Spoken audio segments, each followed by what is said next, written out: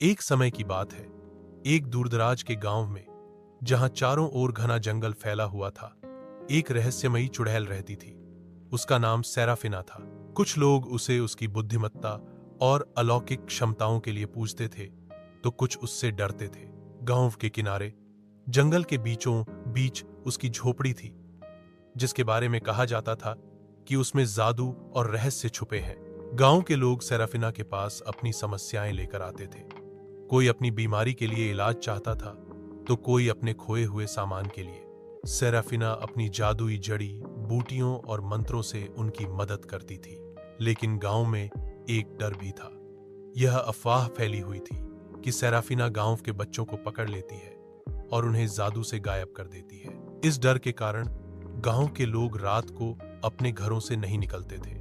एक रात गांव के मुखिया का बेटा गायब हो गया। गांव वाले बहुत डर गए और उन्होंने सेराफिना पर शक किया।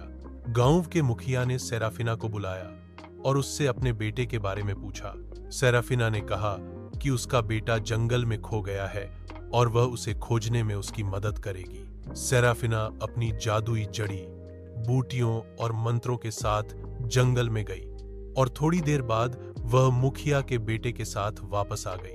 गांव वाले बहुत हैरान हुए और उन्हें अपनी गलती का एहसास हुआ। सेराफिना कोई बुरी चुड़ैल नहीं थी, वह गांव की रक्षक थी। गांव के लोग सेराफिना के लिए बहुत आभारी थे और तब से उन्होंने सेराफिना पर विश्वास करना शुरू कर दिया। इस घटना के बाद गांव में चुड़ैल के बारे में फैल रही अफवाहें कम हो गईं और लोग सेराफिना को एक अच्छी चुड़ैल के रूप में जानने लगे। हालांकि अभी भी कुछ लोग थे जो उससे थोड़ा डरते थे, लेकिन वे जानते थे कि सेराफिना गांव की रक्षा कर रही है। यह कहानी हमें सिखाती है कि हमें किसी के बारे में सुनाई बातों पर यकीन नहीं करना चाहिए और जब तक हम किसी को अच्छी तरह से जान न लें, तब तक हमें उस पर शक नहीं करना चाहिए।